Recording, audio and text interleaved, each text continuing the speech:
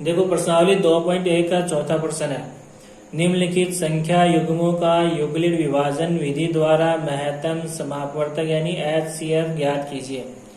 Total कितने प्रश्न है? 6 प्रश्न है। पहला प्रश्न देखो 210 और 55 का में से ज्ञात करना यानी महत्तम समापवर्तक ज्ञात करना युगलित विभाजन विधि से। तो इसको लिखने के दो तरीके हैं। पहला तरीका देखो, बड़ी संख्या में छोटी संख्या का भाग दे दो।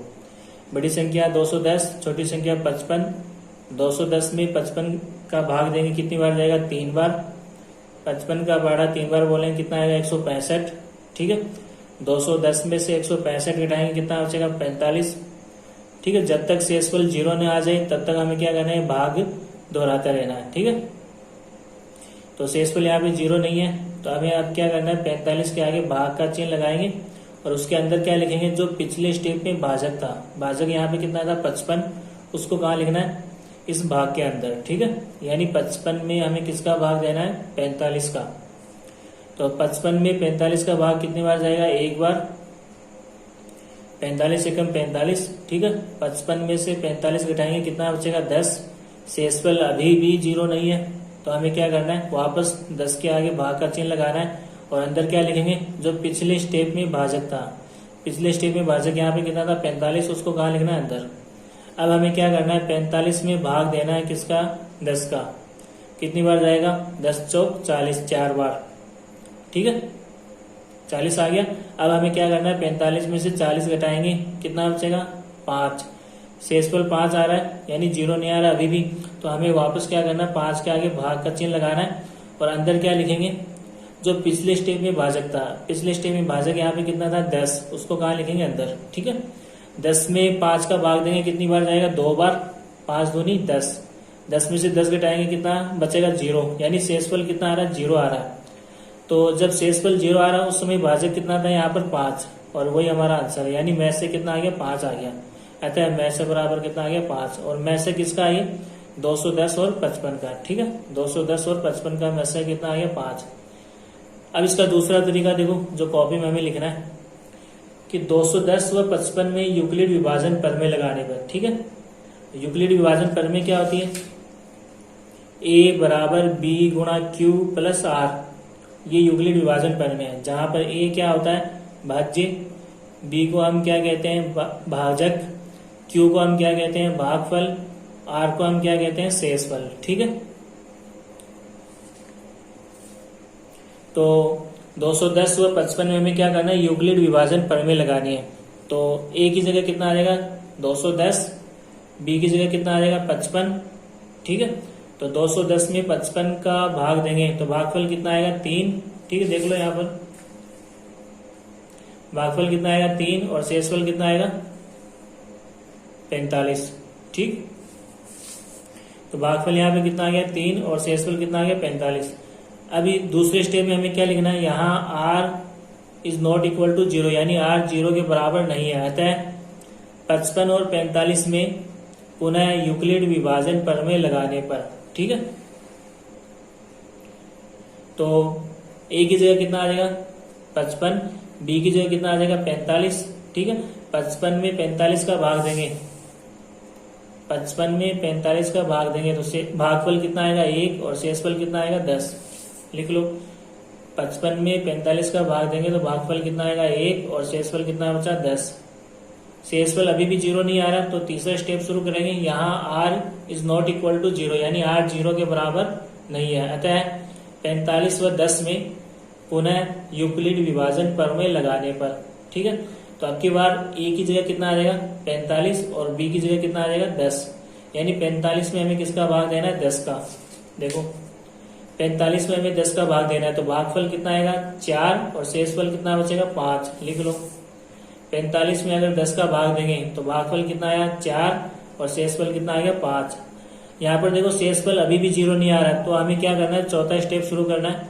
यहाँ r is not equal to 0, यानी 0 के बराबर नहीं है। r का मतलब शेषफल 0 के बराबर नहीं है। अतः 10 और 5 में 10 व 5 में पुनः यूक्लिड विभाजन प्रमेय लगाने पर। ठीक है, तो यहाँ पर A की जगह कितना आ जाएगा? 10, और B की जगह कितना आ जाएगा? 5।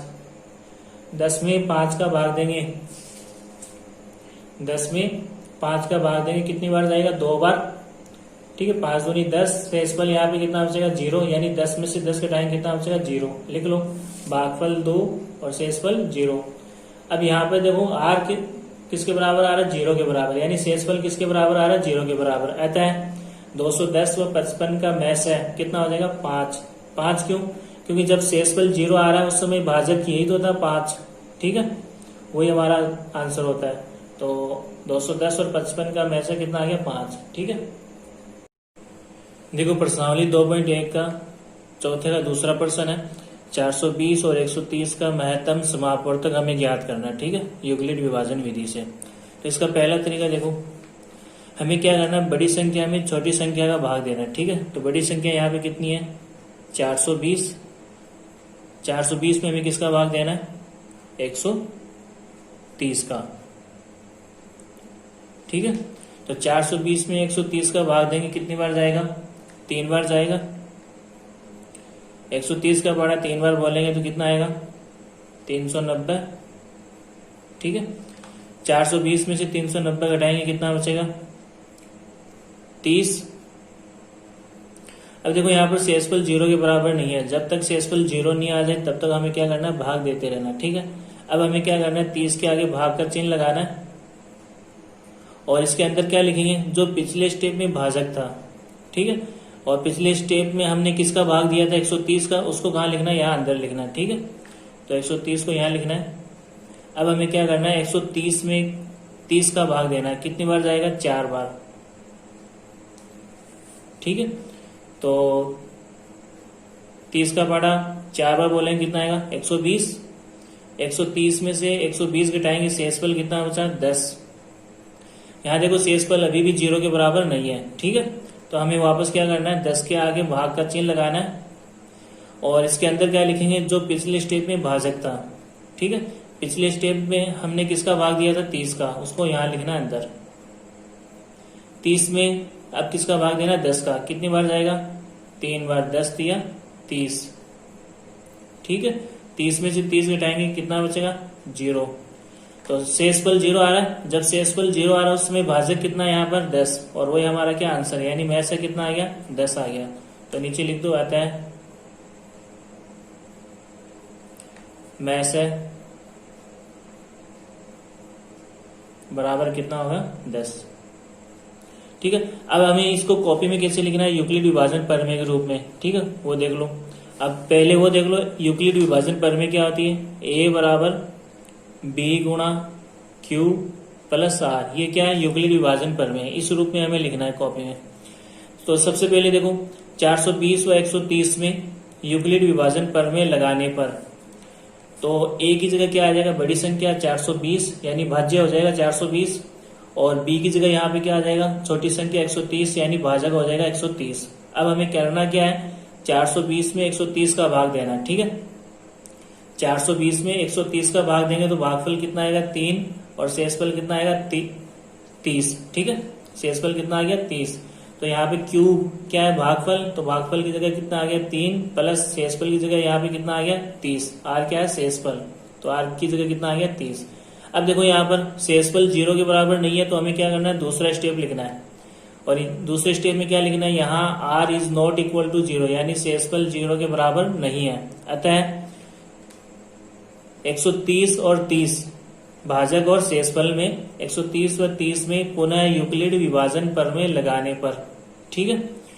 तो 130 वो तो क्या बन जाएगा ए की जगह आ जाएगा भाज्य, ठीक है, भाज्य बन जाएगा, और जो 30 है वो क्या बन जाएगा भाजक, यानी वो क्या कहाँ आएगा बी की जगह, ठीक है। तो अब हमें क्या करना है 130 में 30 का भाग देना है। 130 में 30 का भाग देंगे तो भागफल कितना आएगा 4 और शेषफल कितना बचा यहाँ पर 10, लिख लो। 130 में 30 का भाग देंगे तो भागफल कितना आया 4 प्लस शेषफल कितना आ गया 10। अब देखो यहाँ पर शेषफल अभी भी 0 के बराबर नहीं है तो हमें क्या करना है तीसरा स्टेप लिखना है, ठीक है। तीसरे स्टेप में क्या लिखेंगे यहाँ r is not equal to 0, यानी शेषफल 0 के बराबर नहीं है। अतः 30 और 10 भाजक और शेषफल में 30 व 10 में पुनः यूक्लिड विभाजन प्रमेय लगाने पर, तो यूक्लिड विभाजन प्रमेय लगाएंगे तो 30 तो कहाँ आएगा भाज्य की जगह, यानी a की जगह 30 आ जाएगा, बराबर की जगह बराबर, और b की जगह यहाँ पे क्या आ जाएगा 10, यानी b क्या हो जाएगा 10 क्या हो जाएगा, भाजक हो जाएगा। ठीक है, b क्या चीज है, भाजक है, तो 10 क्या बन गया, भाजक। अब हमें क्या करना है, 30 में 10 का भाग देना है। 30 में 10 का भाग देंगे, शेष भागफल कितना आ रहा है 3, और शेषफल यहाँ पे कितना बच रहा है 0। ठीक है, लिख लो। 30 में अगर 10 का भाग देंगे तो भागफल यहाँ पे कितना आ रहा है 3, और शेषफल कितना बच रहा है 0। ठीक, जब शेषफल 0 बच रहा है तो यहाँ पे भाजक कितना है 10, और वही हमारा क्या आंसर है। तो यहाँ लिख लो, यहाँ r इज इक्वल टू 0 है, यानी शेषफल 0 के बराबर है। ठीक है, अतः 420 व 130 का मैस है, यानी महत्तम समापवर्तक कितना हो जाएगा 10। ठीक है, जब शेषफल 0 आ रहा है उसमें भाजक जो होता है वही हमारा क्या होता है, मैस होता है, महत्तम समापवर्तक होता है। तो ये हमारा आंसर हो गया। देखो प्रश्नावली 2.1 का चौथे का तीसरा प्रश्न, 75 और 243 का हमें क्या ज्ञात करना है, महत्तम समापवर्तक ज्ञात करना है। दो तरीके हैं। पहला तरीका देखो 243 में हमें किसका भाग देना है, 75 का, यानी बड़ी संख्या में छोटी संख्या का भाग देना है। ठीक है, तो 243 में अगर 75 का भाग देंगे तो कितनी बार जाएगा, 3 बार जाएगा। ठीक है, 75 का पहाड़ा 3 बार बोलेंगे कितना आएगा, 225। 243 में से 225 घटाएंगे कितना बचेगा, 18, यानी शेषफल 18 आ रहा है जो 0 के बराबर नहीं है। जब तक शेषफल 0 ना आ जाए तब तक हमें क्या करना है, भाग देते रहना है। ठीक है, तो हमें यहाँ पर क्या करना है, 18 के आगे भाग का चिन्ह लगाना है, और उसके अंदर क्या लिखेंगे, जो पिछले स्टेप में भाजक था, यानी पिछले स्टेप में हमने किसका भाग दिया था, 75 का, उसको कहाँ लिखना है, यहाँ अंदर लिखना है। ठीक है, अब हमें क्या करना है, 75 में 18 का भाग देना है, कितनी बार जाएगा, 4 बार। 18 चौक 72। ठीक है, 75 में से 72 घटाएंगे कितना बचेगा, 3। यहाँ देखो शेषफल अभी भी 0 के बराबर नहीं है। ठीक है, तो अब वापस हम क्या करेंगे, 3 के आगे भाग का चिन्ह लगाएंगे, और इस भाग के अंदर क्या लिखेंगे, जो पिछले स्टेप में भाजक था। तो पिछले स्टेप में भाग हमने किसका दिया था, 18 का। ठीक है, तो इसको हमें कहाँ लिखना है, यहाँ अंदर लिखना है। ठीक है, अब हमें क्या करना है, 18 में 3 का भाग देना है, कितनी बार जाएगा, 6 बार। 3 6 18, 18 में से 18 घटाएंगे कितना बचेगा, 0। ठीक है, शेषफल यहाँ पे क्या आ रहा है, 0 आ रहा है, तो जब शेषफल 0 है उस समय यहाँ पे भाजक कितना है, 3, और वही हमारा आंसर है। तो में से कितना आ गया, 3, अतः में से बराबर 3। तो ये तो एक तरीका हो गया। अब देखो दूसरा तरीका जो हमें कॉपी में लिखना है। अब दूसरा तरीका हमें क्या करना है, कैसे करना है कि इसी चीज को हमें यूक्लिड विभाजन प्रमेय के रूप में लिखना है। ठीक है, अब यूक्लिड विभाजन प्रमेय क्या होती है, ए बराबर बी गुणा क्यू प्लस आर, ये यूक्लिड विभाजन प्रमेय होती है। इस रूप में लिखकर आंसर हमें लिखना है। अब देखो 243 को बड़ी संख्या को पहले लिखना है और छोटी संख्या को बाद में, और इन दोनों में हमें क्या करना है, यूक्लिड विभाजन प्रमेय लगानी है। तो 243 व 75 में यूक्लिड विभाजन प्रमेय लगाने पर तो बड़ी संख्या पहले लिखनी है 243, फिर बराबर, फिर छोटी संख्या बाद में लिखनी है, यानी ए की जगह तो कितना आ गया 243, और बी की जगह यहाँ पे कितना आ गया 75। अब हमें क्या करना है, 243 में 75 का भाग देना है। तो 243 में 75 का भाग देंगे तो भागफल कितना आएगा 3, और शेषफल कितना आएगा 18। तो यहाँ पर क्यू की जगह कितना आ गया, भागफल 3, और आर की जगह शेषफल कितना आ गया 18। ठीक है, अब यहाँ शेषफल 0 के बराबर नहीं है, तो हमें क्या करना है, दूसरा स्टेप लिखना है। अब दूसरे स्टेप में क्या लिखेंगे वो देखो, यहाँ r is not equal to 0, यानी शेषफल 0 के बराबर नहीं है, अतः 75 और 18। ठीक है, 75 और 18 में पुनः यूक्लिड विभाजन प्रमेय लगाने पर। ठीक है, तो अब यहाँ देखो a की जगह कितना आएगा, बड़ी संख्या यानी 75, और b की जगह छोटी संख्या यानी 18, और 75 में हमें क्या करना है, 18 का भाग देना है। तो देखो यहाँ पर 75 में 18 का भाग देंगे तो भागफल कितना आएगा 4, और शेषफल कितना आएगा 3। लिख लो यहाँ पर भागफल q की जगह कितना आ जाएगा 4, और शेषफल r की जगह कितना आ जाएगा 3। यहाँ देखो शेषफल अभी भी 0 के बराबर नहीं है, तो हमें क्या करना है, अगला स्टेप लिखना है। अगले स्टेप में क्या लिखेंगे, यहाँ r is not equal to 0, यानी शेषफल 0 के बराबर नहीं है, अतः 18 व 3 में पुनः यूक्लिड विभाजन प्रमेय लगाने पर। ठीक है, अब देखो यहाँ पर a की जगह कितना आ जाएगा 18 बड़ी संख्या, और b की जगह कितना आ जाएगा 3 छोटी संख्या, और अब हमें क्या करना है, 18 में 3 का भाग देना है।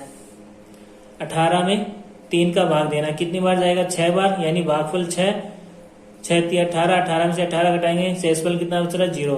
तो भागफल कितना आ रहा है 6, और शेषफल कितना आ रहा है 0। लिख लो 18 में 3 का भाग देंगे, भागफल कितना आया 0, भागफल कितना है 6 और शेषफल कितना आ गया 0। ठीक है, अब देखो यहाँ पर शेषफल 0 के बराबर है, तो जब शेषफल 0 के बराबर है उसमें भाजक कितना है 3, और वही हमारा क्या आंसर है, यानी में से कितना आ गया 3। तो यहाँ लिख लो, यहाँ r किसके बराबर है 0 के बराबर है, अतः 75 व 243 का में से यानी महत्तम समापवर्तक कितना होगा 3 होगा। ठीक है, ये हमारा आंसर है। देखो प्रश्नावली 2.1 का चौथे का चौथा प्रश्न है, 135 और 225 का महत्तम समापवर्तक ज्ञात करना है यूक्लिड विभाजन विधि से। ठीक है, तो पहला तरीका देखो भाग विधि से।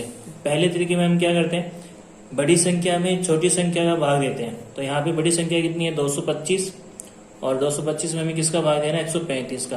तो 225 में हमें किसका भाग देना है 135 का।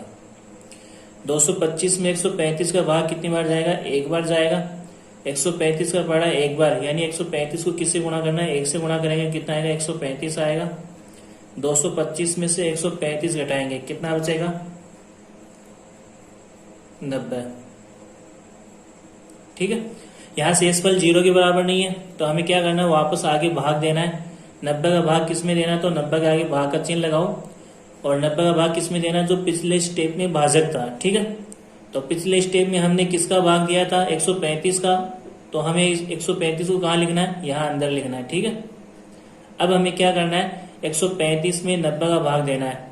तो 135 में 90 का भाग देंगे कितनी बार जाएगा, एक बार। 90 का पहाड़ा एक बार बोलेंगे कितना आएगा 90। 135 में से 90 घटाएंगे कितना बचेगा 45। ठीक है, शेषफल देखो अभी भी 0 के बराबर नहीं है, तो हमें वापस क्या करना है 45 का भाग देना है। तो 45 के आगे क्या लगाओ, भाग का चिन्ह, और इसके अंदर क्या लिखेंगे, जो पिछले स्टेप में भाजक था। यानी पिछले स्टेप में हमने किसका भाग दिया था 90 का, तो 90 को हमें कहाँ लिखना है, यहाँ अंदर लिखना है। ठीक है, अब हमें क्या करना है 90 में भाग देना 45 का, कितनी बार जाएगा 2 बार। 45 दूनी 90, और 90 में से 90 घटाएंगे शेषफल कितना बच गया 0।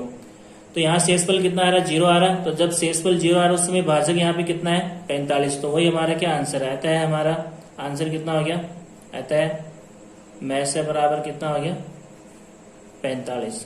ठीक है, अब इसी चीज को हमें क्या करना है, यूक्लिड विभाजन प्रमेय के रूप में लिखना है। अब यूक्लिड विभाजन प्रमेय क्या होती है, वो देखो, a बराबर b गुणा क्यू प्लस r।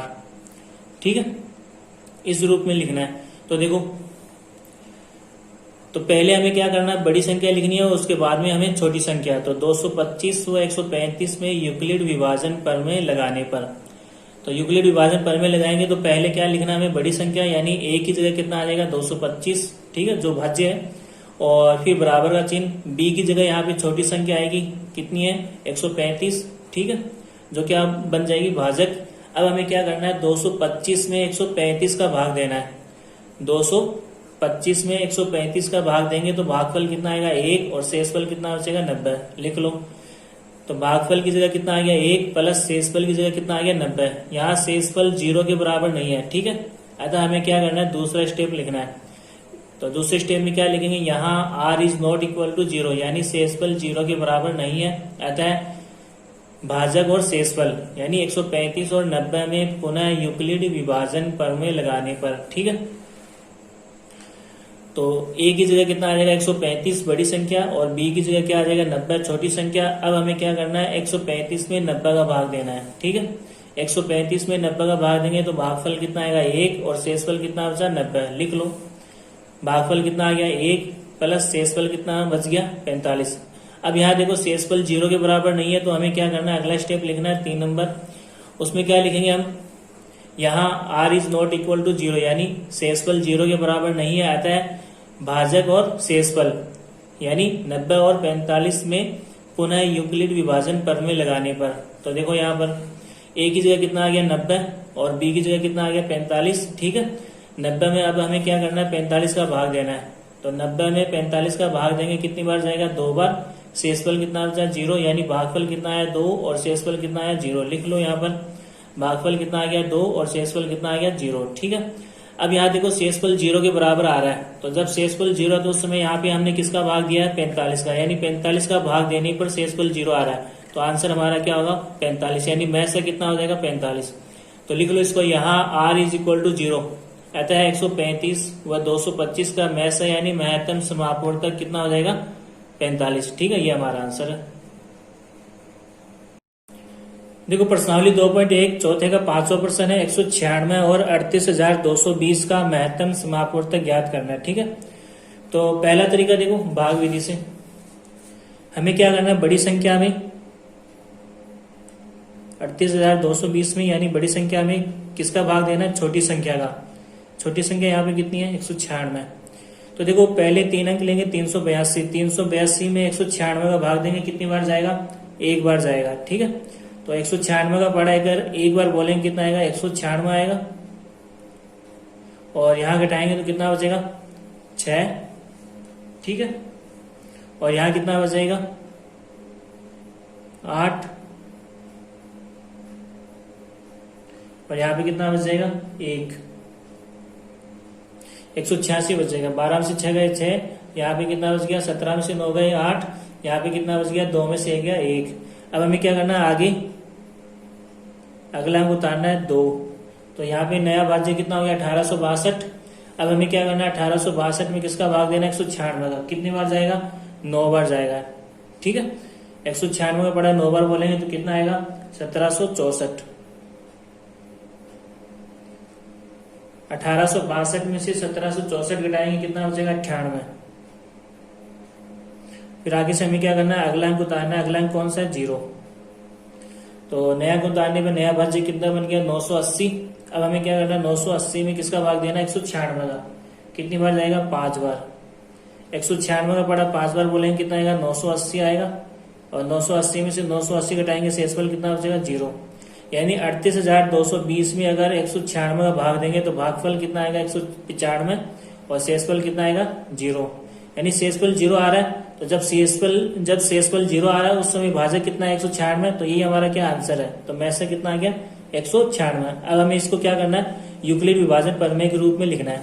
देखो 38,220 व 196 में यूक्लिड विभाजन प्रमेय लगाने पर बड़ी संख्या पहले और छोटी संख्या बाद में। ठीक है, तो ए की जगह यहाँ पे कितना आएगा 38,220 बड़ी संख्या, बराबर की जगह बराबर। ठीक है, यूक्लिड विभाजन प्रमेय क्या होती है, ए बराबर बी गुणा क्यू प्लस आर, ये यूक्लिड विभाजन प्रमेय होती है। तो ए की जगह कितना आ गया 38,220, बराबर की जगह बराबर आ गया, बी की जगह यहाँ पे कितना आ गया 196। ठीक है, 196 का हमें भाग देना है, तो 38,220 में अगर 196 का भाग देंगे तो भागफल कितना आया 195। ठीक है, प्लस शेषफल कितना बचा यहाँ पर 0, तो यहाँ पर शेषफल 0 आ रहा है। यहाँ आर इक्वल टू क्या है 0, यानी शेषफल 0 के बराबर है। तो जब शेषफल 0 के बराबर उस समय भाजक कितना 196, तो वही हमारा क्या मैस है। अतः 196 हुआ 38,220 का मैस है, यानी महत्तम समापवर्तक कितना हुआ 196 होगा। यही हमारा आंसर है। ठीक है, देखो प्रश्नावली 2.1 का चौथे का छठा प्रश्न, 867 और 255 का महत्तम समापवर्तक ज्ञात करना है यूक्लिड विभाजन विधि से। ठीक है, तो पहला तरीका देखो भाग विधि से, बड़ी संख्या में छोटी संख्या का भाग देना है। बड़ी संख्या यहाँ पे कितनी है 867, छोटी संख्या यहाँ पे कितनी है 255। तो 867 में 255 का भाग देंगे, कितनी बार जाएगा 3 बार जाएगा। 255 का भाड़ा 3 बार बोलेंगे कितना आएगा 765। 867 में से 765 घटाएंगे, शेषफल कितना बचेगा 102। यहाँ शेषफल 0 के बराबर नहीं है, तो हमें क्या करना है, इसके आगे भाग का चिन्ह लगाना है शेषफल के आगे, और इसके अंदर क्या लिखेंगे, जो पिछले स्टेप में भाजक था। तो पिछले स्टेप में हमने किसका भाग दिया था 255 का, उसको कहाँ लिखना है, यहाँ अंदर लिखना है। ठीक है, अब हमें क्या करना है 255 में 102 का भाग देना है, कितनी बार जाएगा 2 बार। 102 का पड़ा 2 बार बोलेंगे कितना आएगा 204। 255 में से 204 घटाएंगे, कितना बचेगा 51। अब यहाँ पे शेषफल 0 के बराबर नहीं है, तो वापस हमें क्या करना है भाग देना है। तो 51 के आगे हमें क्या करना है, भाग का चिन्ह लगाना है, और इसके अंदर क्या लिखेंगे, जो पिछले स्टेप में भाजक था। तो पिछले स्टेप में हमने किसका भाग दिया था 102 का, उसको कहाँ लिखना है अंदर। ठीक है, अब हमें क्या करना है 102 में किसका भाग देना है 51 का, कितनी बार जाएगा 2 बार। 51 का पड़ा 2 बार बोलेंगे कितना आएगा 102। 102 में से 102 घटाएंगे, कितना बचेगा 0, यानी शेषफल कितना आ रहा है 0। तो जब शेषफल 0 आ रहा है उसमें भाजक कितना यहाँ पर 51, ये हमारा क्या मैस है। अतः मैस से बराबर कितना हो गया 51। अब हमें क्या करना है, इसको यूक्लिड विभाजन परमे के रूप में लिखना है, ए बराबर बी गुणा क्यू प्लस आर के रूप में लिखना है, ठीक है, कॉपी में। तो सबसे पहला स्टेप देखो, बड़ी संख्या पहले लिखनी है, छोटी संख्या बाद में। 867 हुआ 255 में यूक्लिड विभाजन परमे लगाने पर, तो ए की जगह बड़ी संख्या 867, बराबर की जगह बराबर, ठीक है, बी की जगह छोटी संख्या 255। अब हमें क्या करना है, 867 में 255 का भाग देना है। देखो यहाँ पर 867 में 255 का भाग देंगे तो भागफल कितना आया 3, और शेषफल कितना बचा 102, लिख लो यहाँ पर। तो भागफल यहाँ पे कितना आ गया 3 क्यू की जगह, और शेषफल यहाँ पे कितना आ गया 102 आर की जगह। अब देखो यहाँ पर शेषफल 0 के बराबर नहीं है, तो हमें क्या करना है, अगला स्टेप लिखना है। यहाँ r is not equal to 0, यानी शेषफल 0 के बराबर नहीं है। अतः 255 व 102, 255 व 102 में पुनः यूक्लिड विभाजन परमे लगाने पर, ठीक है। तो 255 तो क्या है, बड़ी संख्या, तो ए की जगह आ जाएगा, बराबर की जगह बराबर, बी की जगह क्या आएगा 102, ठीक है, छोटी संख्या, और यहाँ भागफल कितना आया 2, देख लो 255 में 102 का भाग देंगे तो भागफल कितना आया 2, और शेषफल यहाँ पे कितना बचा 51। तो गुणा में भागफल आएगा 2 और शेषफल कितना बचा 51। यहाँ शेषफल 0 के बराबर नहीं है, तो हमें क्या करना है, वापस तीसरा स्टेप लिखना है। यहाँ r is not equal to 0, यानी शेषफल 0 के बराबर नहीं है। अतः 102 व 51 में 102 व 51 में पुनः यूक्लिड विभाजन परमे लगाने पर, ठीक है। तो अब की बार a की जगह कितना आ जाएगा 102, और b की जगह कितना आ जाएगा 51, छोटी संख्या, और a की जगह बड़ी संख्या, ठीक है। तो 102 में हमें किसका भाग देना है 51 का। तो 102 में 51 का भाग देंगे, कितनी बार जाएगा 2 बार। 51 का पढ़ा 2 बोलेंगे, 51 का पढ़ा 2 बार बोलेंगे, कितना है 102, तो शेषफल कितना बचा 0। तो भागफल कितना आया 2, शेषफल कितना आ गया 0, लिख लो यहाँ पर भागफल कितना आ गया 2, शेषफल 0। यहाँ शेषफल 0 के बराबर है, तो भाजक कितना है यहाँ पे 51, ठीक है। 102 में 51 का भाग देने पर शेषफल आया, तो ये हमारा क्या हो गया आंसर। यहाँ r बराबर 0 है, अतः 867 व 255 का महस है, यानी महत्तम समापवर्तक कितना होगा 51 होगा, ये हमारा आंसर है। देखो प्रश्नावली 2.1 का 5वां सवाल है, यदि संख्या 408 तथा 1032 के महत्तम समापवर्तक यानी HCF को 1032x माइनस 408 गुणा 5 के रूप में व्यक्त किया जाता है, तो x का मान ज्ञात कीजिए, ठीक है। अब इसे कैसे हल करना है वो देखना है हमें। तो सबसे पहले हम क्या करेंगे, 408 और 1032 का महत्तम समापवर्तक ज्ञात करेंगे, ठीक है। और उस महत्तम समापवर्तक को 1032x माइनस 408 गुणा 5 के बराबर रखेंगे। क्यों? क्योंकि वो भी महत्तम समापवर्तक है और ये भी क्या है 408 और 1032 का महत्तम समापवर्तक है, ठीक है। तो सबसे पहले हम क्या करेंगे, 408 और 1032 का महत्तम समापवर्तक ज्ञात करेंगे। देखो तो महत्तम समापवर्तक कैसे ज्ञात करते हैं, बड़ी संख्या में छोटी संख्या का भाग देते हैं। बड़ी संख्या यहाँ पे क्या है 1032 और छोटी संख्या यहाँ पर क्या है 408, ठीक है। तो 1032 में 408 का भाग देंगे तो कितनी बार जाएगा, 2 बार जाएगा। 408 का पढ़ा 2 बार बोलेंगे कितना आएगा 816। अब हमें क्या करना है 1032 में से 816 घटाएंगे तो कितना बचेगा 216, ठीक है। तो शेषफल यहाँ पे 0 के बराबर नहीं है, तो हमें क्या करना है वापस भाग देना है 216 का किसमें, तो 216 के आगे भाग का चिन्ह लगाओ और उसके अंदर क्या लिखेंगे, जो पिछले स्टेप में भाजक था, ठीक है। तो पिछले स्टेप में भाजक कितना था यहाँ पर 408, उसको कहाँ लिखना है अंदर। अब हमें क्या करना है 408 में 216 का भाग देना है, कितनी बार जाएगा, एक बार। 216 का पहाड़ा एक बार बोलेंगे कितना आएगा 216। अब हमें क्या करना है 408 में से 216 घटाना है, कितना बचेगा शेषफल 192, ठीक है। तो यहाँ शेषफल 0 के बराबर नहीं है, तो वापस हमें क्या करना है भाग देना है। तो 192 के आगे भाग का चिन्ह लगाएंगे और अंदर क्या लिखेंगे, जो पिछले स्टेप में भाजक था। पिछले स्टेप में भाजक यहाँ पे कितना था 216, उसको कहाँ लिखना है अंदर। अब हमें क्या करना है 216 में 192 का भाग देना, कितनी बार जाएगा, एक बार। 192 का पहाड़ा एक बार बोलेंगे कितना आएगा 192। अब हमें क्या करना है 216 में से 192 घटाना है, ठीक है। तो शेषफल कितना बचा 24। ठीक है, तो यहाँ शेषफल 0 के बराबर नहीं है, तो वापस हमें क्या करना है 24 का भाग देना है। तो 24 के आगे क्या करेंगे, भाग का चिन्ह लगाएंगे। ठीक है, और अंदर क्या लिखेंगे, जो पिछले स्टेप में भाजक था। तो पिछले स्टेप में भाजक क्या था 192, उसको कहाँ लिखेंगे, अंदर। अब हमें क्या करना है 192 में 24 का भाग देंगे। ठीक है, तो कितनी बार जाएगा, 8 बार। 24 का पार्ट 8 बार बोलेंगे, कितना आएगा 192। 192 में से 192 घटाएंगे, कितना बचेगा 0। तो यहाँ पर शेषफल 0 आ रहा है। तो जब शेषफल 0 है तो उसमें यहाँ पे भाजक कितना है 24, और वही हमारा क्या है, मैस है। अतः 408 वह 1032 का मैस है, कितना होगा 24 होगा। अब इसी को हमें क्या करना है, यूक्लिड विभाजन प्रमेय के रूप में लिखना है कॉपी में। और वो क्या होती है, यूक्लिड विभाजन प्रमेय A बराबर B गुणा Q प्लस R। ठीक है, ये क्या है, यूक्लिड विभाजन प्रमेय। देखो 1032 व 408 में यूक्लिड विभाजन प्रमेय लगाने पर बड़ी संख्या को पहले लिखना है।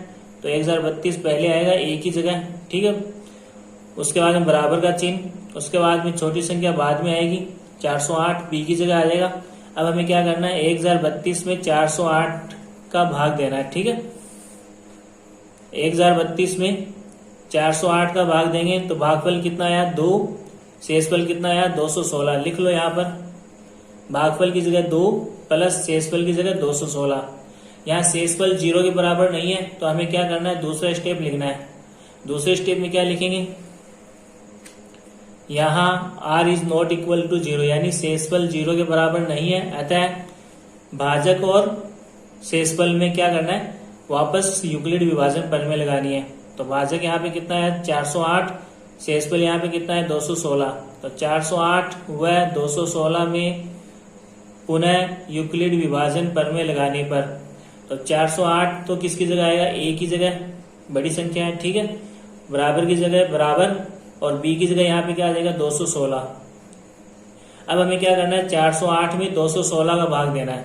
देखो 408 में 216 का भाग देंगे, कितनी बार जाएगा, एक बार, यानी भागफल 1, और शेषफल यहाँ पे कितना बच रहा है 192। लिख लो 408 में 216 का भाग देंगे तो भागफल कितना आया 1, और शेषफल यहाँ पे कितना बच गया 192। अब देखो यहाँ पर शेषफल 0 के बराबर नहीं है, तो हमें क्या करना है, तीसरा स्टेप लिखना है। क्या लिखेंगे तीसरे स्टेप में, यहाँ r is not equal to 0, यानी शेषफल 0 के बराबर नहीं है। ठीक है, अतः इस भाजक और शेषफल में, यानी 216 और 192, 216 व 192 में पुनः यूक्लिड विभाजन प्रमेय लगाने पर, तो 216 तो क्या, 216 तो बन जाएगा भाज्य, और 192 बन जाएगा भाजक। यानी 216 में हमें किसका भाग देना है, 192 का। ठीक है, तो 216 में 192 का भाग देंगे तो भागफल कितना आया 1, और नीचे शेषफल कितना बच गया 24। लिख लो इसको भी, भागफल कितना आ गया 1 प्लस में शेषफल कितना बचा 24। अब देखो यहाँ पर शेषफल अभी भी 0 के बराबर नहीं है, तो हमें क्या करना है, अगला स्टेप लिखना है। अगले स्टेप में क्या लिखेंगे, यहाँ r is not equal to 0, यानी शेषफल 0 के बराबर नहीं है। अतः इस भाजक और इस शेषफल में, यानी 192 व 24 में पुनः यूक्लिड विभाजन प्रमेय लगाने पर। ठीक है, तो 192 किसकी जगह आएगा, A की जगह, यानी भाज्य बन जाएगा 192। उसके बाद बराबर का चिन्ह, और 24 किसकी जगह आएगा, B की जगह, यानी 24 क्या बन जाएगा भाजक। अब हमें क्या करना है, 192 में 24 का भाग देना है। 192 में 24 का भाग देना है, तो भागफल कितना है 8, और शेषफल कितना बचा 0। लिख लो इसको भी, भागफल कितना है 8, और शेषफल कितना बच गया 0। अब देखो यहाँ पे शेषफल 0 आ गया, तो जब शेषफल 0 आया उस समय भाजक कितना है यहाँ पर 24, और वही हमारा क्या मैस है। तो लिख लो इसको, यहाँ r इज इक्वल टू 0, यानी r 0 के बराबर है। अतः 408 व 1032 का मैस है क्या होगा 24। ठीक है, अब देखो आगे हमें क्या करना है, प्रश्न में x का मान ज्ञात करना है। ठीक है, तो x का मान ज्ञात करने के लिए क्या करेंगे, यहाँ पर देखो 1032x माइनस 408 गुणा 5, ये क्या चीज है, 408 और 1032 का महत्तम समापवर्तक है। और यहाँ देखो नीचे 24 क्या है, 408 और 1032 का महत्तम समापवर्तक है, यानी दोनों एक ही संख्याओं का क्या है, महत्तम समापवर्तक है। तो हम क्या करेंगे, प्रश्नानुसार इन दोनों को बराबर कर देंगे। 1032x माइनस 408 गुणा 5, ये किसका महत्तम समापवर्तक है, 408 और 1032 का। और 24 ये किसका महत्तम समापवर्तक है, अभी जो हमने ज्ञात किया है वो भी 408 और 1032 का महत्तम समापवर्तक है, इसलिए ये दोनों क्या हो जाएंगे, बराबर हो जाएंगे। ठीक है, अब हमें क्या करना है, यहाँ से x का मान ज्ञात करना है। तो देखो अगले स्टेप में 1032x सेम टू सेम आ गया, माइनस की जगह माइनस आ गया। 408 को किससे गुणा करना है, 5 से, तो कितना आएगा 2040। उसके बाद में बराबर की जगह बराबर, 24 की जगह 24। ठीक है, उसके बाद में अगले स्टेप में देखो 1032x सेम टू सेम आ गया, माइनस के 2040 पक्षांतरण करेंगे तो राइट साइड में आके ये क्या हो गया, प्लस के 2040 और राइट साइड में पहले से क्या है 24। ठीक है, उसके बाद में देखो नीचे 2040 में 24 जोड़ेंगे तो कितना हो जाएगा 2064, और लेफ्ट में क्या चल रहा है 1032x। हमें क्या करना है, x का मान ज्ञात करना है। तो यहाँ देखो x के साथ 1032 क्या हो रहा है, गुणा, और पक्षांतरण करेंगे तो ये 1032 कहाँ चला जाएगा, बट्टा में चला जाएगा। ठीक है, और राइट साइड में पहले से क्या है 2064, तो x बराबर क्या आ जाएगा 2064 बट्टा 1032। 2064 में 1032 का भाग देंगे कितनी बार जाएगा, 2 बार, यानी x का मान यहाँ पे कितना आ गया 2, और ये हमारा आंसर है। ठीक है।